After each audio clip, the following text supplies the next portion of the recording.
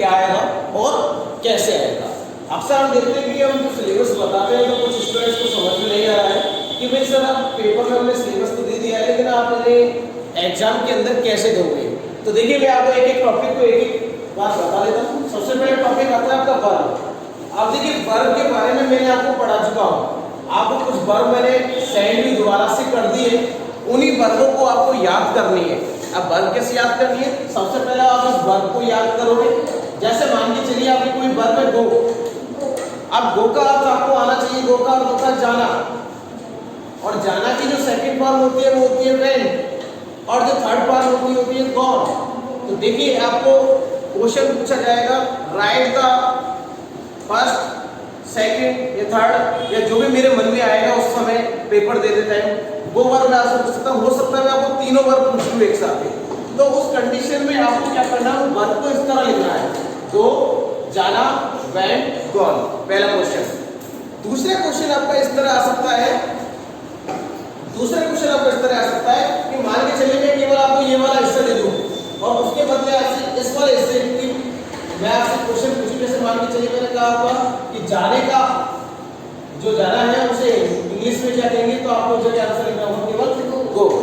तो ध्यान रखिए इसमें क्वेश्चन क्या है, केवल फर्स्ट सेकंड थर्ड वर्ब आपको निकाल के देना है और साथ में इसकी हिंदी देनी है, पहला क्वेश्चन।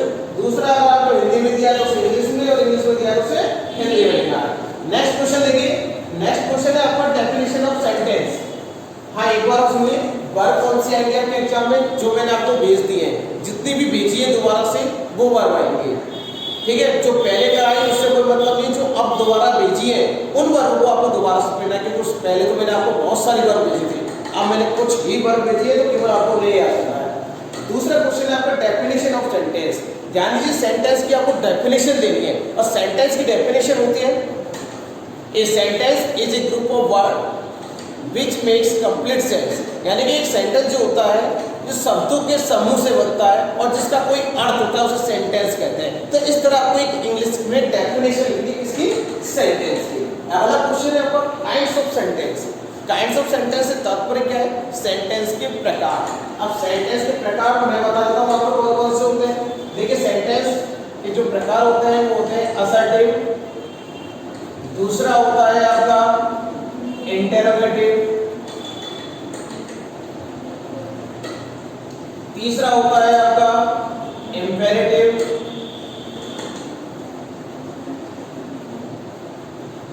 चौथा होता है आपका ऑप्टेटिव,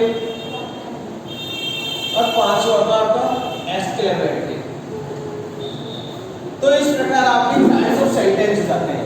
हालांकि मैंने आपको सेंटेंस की डेफिनेशन नहीं दी है, लेकिन फिर भी मैं आपको एक चीज बता देता हूं, मैं सेंटेंस में कुछ सेंटेंस लिखूंगा और उस सेंटेंस को आपको आइडेंटिफिकेशन करना होगा, मतलब उसको आपको पहचानना होगा कि आपका सेंटेंस असर्टिव यानी इसके दो रूप अफर्मेटिव है या नेगेटिव है या इंटरोगेटिव है। अब मान के चलिए मैंने क्वेश्चन दिया आई प्ले फुटबॉल,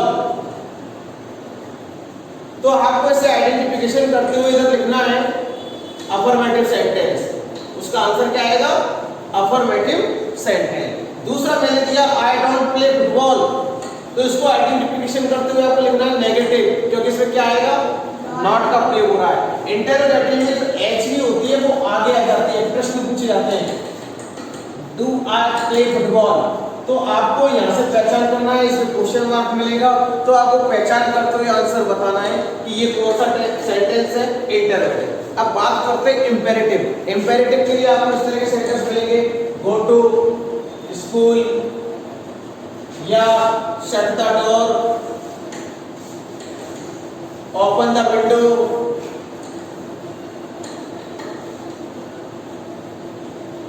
या डोंट मेक ए नॉइज, यानी डॉट से प्रारंभ होने वाले या एच भी से स्टार्ट होने वाले वाक्य, सॉरी एम भी से स्टार्ट होने वाले वाक्य, डोंट मेक ए नॉइज, या let me play football.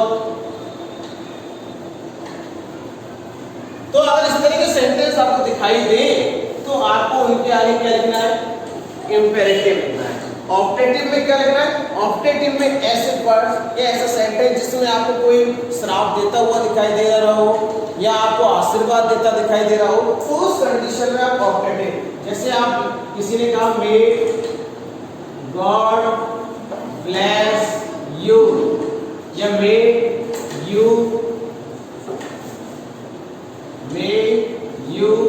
Leave long, तो इस तरह की जो सेंटेंस है उन्हें आप ऑप्टेटिव के दायरे में रखेंगे। अब बात करते हैं एक्सक्लेमेटरी सेंटेंस किसे कहते हैं। ये एक्सक्लेमेटरी सेंटेंस में आपको ये वर्ड दिखाई देंगे, हुर्रे, आज, जॉय, इस तरह के कुछ और वर्ड्स हैं, वंडरफुल, सरप्राइज वगैरह है, तो इस तरह के शब्द दिखाई देंगे वो आपको एक्सक्लेमेटरी। तो आपको समझना है कि इसमें दो क्वेश्चन कौन से हो गए, काइंड्स ऑफ सेंटेंस, इनके नाम और इनको आइडेंटिफिकेशन करना कि ये कौन सा सेंटेंस है। देखिए आपको अगर ये चीज सीख गए तो आप टेंस का एक बहुत महत्वपूर्ण हिस्सा सीख गए कि आप ये पहचानना सीख गए कि ये सेंटेंस कौन सा है। अगला क्वेश्चन की बात करते हैं, टेंस, आइडेंटिफिकेशन ऑफ टेंस। अब देखिए जिस प्रकार आपने सेंटेंस को पढ़ा उसी प्रकार आपको टेंस की भी पहचान करनी है। आइडेंटिफिकेशन का अर्थ होता है पहचान। अब देखिए पहचान कैसे करेंगे, जैसे आपको एक चार्ट बनाया था, उस चार्ट में मैंने बताया था कि देखिए इंडेफिनिट हो तो हिंदी वाक्यों के अंत में ता है आता है, ती है आता है, ते है आता है। आवाज नहीं, कंटिन्यूअस हो तो इसमें आपको रहा है आता है, रही है आता है, रही है। तो आपके सामने क्वेश्चन कैसा आएगा, चार्ट से आपको जो पहले भेज रखा है उसे आप देखेंगे, मैं यहाँ पे नहीं बना रहा हूँ, लेकिन आपको क्वेश्चन कैसे पढ़ने को देखिए। क्वेश्चन पढ़ने के लिए आपको देखना है, मैं बोलूंगा अब आपको इंडेफिनिट, तो आपको आंसर बोलना है सर ता है, ती है, ते है, ता हूं। मैं बोलूंगा कंटिन्यूअस, रहा है, रही है, रहे, रहा हूं। मैं बोलूंगा परफेक्ट, तो आपको बोलना है चुका है, चुकी है, चुके हैं, चुका हूं। या आपको बोलना है परफेक्ट कंटिन्यूअस, तो आपको बोलना है से रहा है, से रही है, से रहा हूं आदि। अगर मैंने आपको हिंदी में सेंटेंस दिया कि मैं 2 घंटे से पढ़ रहा हूं, बताइए कौन सा टेंस है, ऐसा भी आ सकता है। तो आपने देखा कि 2 घंटे से पढ़ रहा हूं, तो दोनों चीज देखी आपने, तो आपने बोल दिया प्रेजेंट परफेक्ट कंटिन्यूअस। अगर आपसे किसी ने कहा कि मैंने पुस्तक पढ़ ली है, मैंने पुस्तक पढ़ ली है, तो आ है, ई है, ए है, और ये किस में आते हैं, प्रेजेंट परफेक्ट टेंस में आते हैं। तो आपने कह दिया सर प्रेजेंट परफेक्ट है। तो आपको ऐसे आंसर देने, मैंने कहा कि वह अपना पाठ याद कर चुका है, चुका है, चुके हैं, चुके हैं, किसमें आता है, कोई परफेक्ट में। तो आपको कौन सा टेंस लिखना है, प्रेजेंट परफेक्ट टेंस। अब पास्ट की बात करें, मैं पढ़ चुका था, तो आपने पास्ट परफेक्ट लिख दिया। मैं खेल रहा था, तो आपने पास्ट कंटिन्यूअस लिख दिया। तो आपको मतलब हिंदी सेंटेंसों से उसको पहचानना है, हिंदी सेंटेंसों से उसे पहचानना है कि कौन सा टेंस है। चाहे तो आपको डायरेक्टली आपसे पूछ लिया जाए कि इंडेफिनिट या कंटिन्यूअस या परफेक्ट, या हो सकता है मैं आपको पूरा चार्ट ही दे दूं कि make a chart of identification of tense, ऐसे दे दूं। तो इसमें आपको क्या करना पड़ेगा, पूरे से टेंस मिलेंगे, present indefinite, present continuous, present perfect, present perfect continuous, past indefinite, past perfect, past perfect continuous, ऐसे आपको पूरे 12 के 12 लिखने और उनके सामने लिखना ता है, ती है, ते है, ता हूं, इसके सामने रहा है, रही है, रहे, परफेक्ट के सामने चुका है, चुकी है, चुके हैं, इस तरह लिखना है। क्वेश्चन ओपन नहीं है इसलिए आपको पता नहीं रहा किस तरह का आएगा। हो सकता है पूरा चार्ट आ जाए, हो सकता है कि मैं कुछ सेंटेंस दूं और उन सेंटेंस को आपको आइडेंटिफिकेशन करूं कि भाई ये कौन सा टेंस है। एग्जांपल के तौर पे मैंने कहा था कि वह इस समय पढ़ रहा होगा, तो आपने देखा सर पढ़ रहा होगा, रहा हुआ आता है सर फ्यूचर कंटिन्यूअस में, तो आपने आंसर दे दिया फ्यूचर कंटिन्यूअस। दैट्स, आगे चलते हैं, helping verb of each tense. अब ये भी चार्ट में आपको मैंने समझा चुका हूं, अब इसे कैसे याद रखोगे। देखिए प्रत्येक टेंस की हेल्पिंग वर्ब अलग अलग होती है। जैसे देखिए इंडेफिनिट की अलग होती है,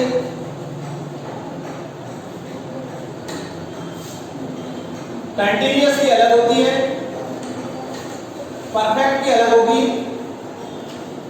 अब परफेक्ट कंटिन्यूअस की हेल्पिंग वर्ब अलग होगी। आप कैसे लिखें?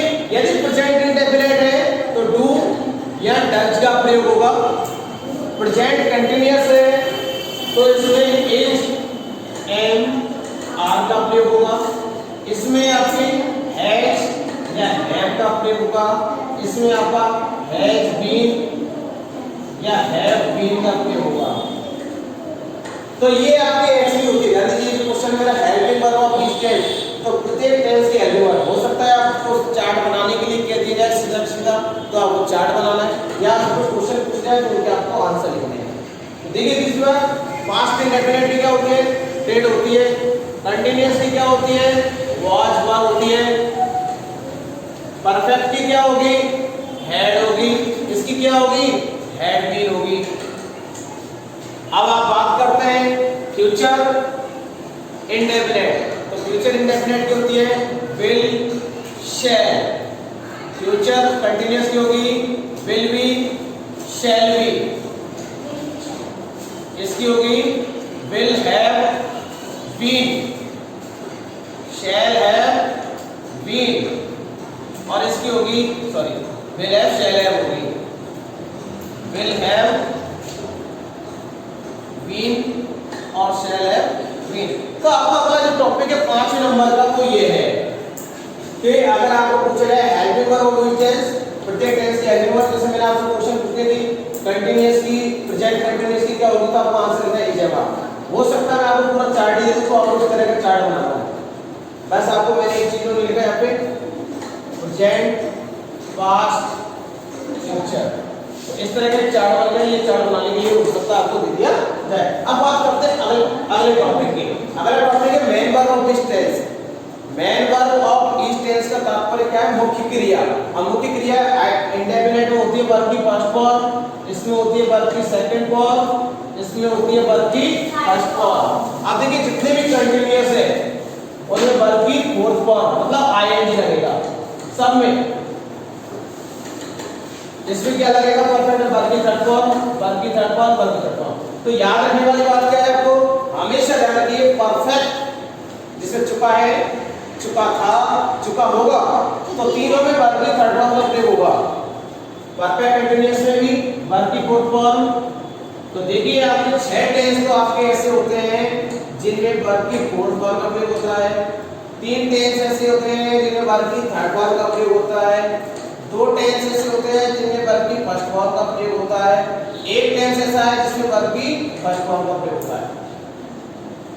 तो कहते हुए 6, 3, 9 to 11 and 12।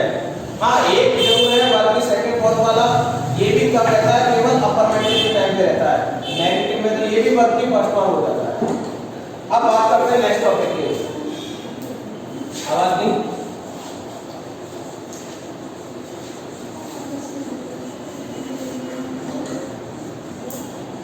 देखिए अपना नेक्स्ट टॉपिक है बहुत सिंपल है, ये तो आप समझ गए होंगे। ट्रांसलेट इनटू हिंदी या इंग्लिश। आपको कोई सेंटेंस दिया जाएगा, अब सेंटेंस कौन किससे संबंधित होगा? ज्यादा सिंपल भी नहीं रहेंगे जो आपके दिमाग में होगा, ज्यादा कठिन रहेंगे। कौन से सेंटेंस होंगे? जो आपको वर्ब दी गई है उन्हीं से रिलेटेड होंगे। जैसे आपको वर्ब कोई दे दी गई थी आज्ञा का पालन करना, तो मोहन अपने माता पिता की आज्ञा का पालन करता है। आपको सेंटेंस दे दिया, मोहन अपने माता पिता की आज्ञा का पालन करता है। अब आप सोच रहे हो सर ने तो सेंटेंस ही बहुत बड़ा दे दिया, हमें समझ में आएगा नहीं आएगा। देखिए आपको कोई घबराने की आवश्यकता नहीं है, क्योंकि आपको तो केवल 3 चीजें देंगे, सब्जेक्ट, वर्ब, ऑब्जेक्ट। अब देखिए सब्जेक्ट क्या है? मोहन। अब आपको देखना है ये टेंस कौन सा था है आ रहा है, प्रेजेंट इंडेफिनिट। फिर अफर्मेटिव सेंटेंस में सीधी वर्ब आएगी। आज्ञा का पालन करना कहता है अपन अंग्रेजी में से ओबे। अब आपको इनमें मिल जाएगी वो वर्ब, ठीक है? ओबे लिखा, मोहन ओबे। अब मोहन के साथ एस से ये साथ है, इसलिए आपने क्या लगा दिया? एस। मोहन ओबे किसके? अपने माता पिता की, हिज पेरेंट्स। ठीक है, हो गया?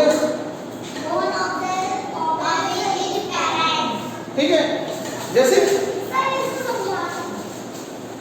सीता अपनी सहेली के साथ बात कर रही है।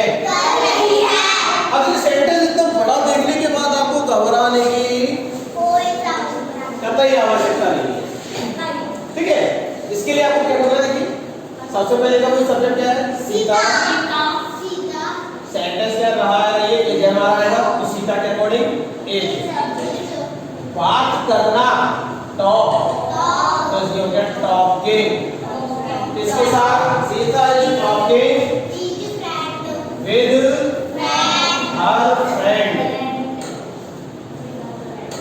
ये हो गया। तो इसी प्रकार आपको ट्रांसलेट इनटू हिंदी या ट्रांसलेट इनटू इंग्लिश, जैसा हो सकता है आपको ये मिल जाए और इससे सीधा आपको ये करना होता है, उल्टा सीधा कैसे हो सकता है। अगला टॉपिक है प्रीफिक्स एंड सफिक्स। देखिए वैसे होने को तो सीधा है, आपने बंद कर रखा है, नहीं कर रखा तो हो सकता है मैं दोबारा दे दूं और वीडियो आपको YouTube पे मिल ही जाएंगे। प्रीफिक्स क्या होता है, किसी शब्द से जो मान के चलिए कोई शब्द है आपका और उससे पहले कोई शब्द लगता है और उससे मिलकर कोई नया शब्द बनता है, उसे प्रीफिक्स कहते हैं। पोस्टफिक्स क्या होता है, पोस्टफिक्स या सफिक्स एक ही बात होती है। इससे कोई शब्द होता है, उसके पीछे कोई शब्द लगेगा और फिर उससे एक नया शब्द बनेगा। जैसे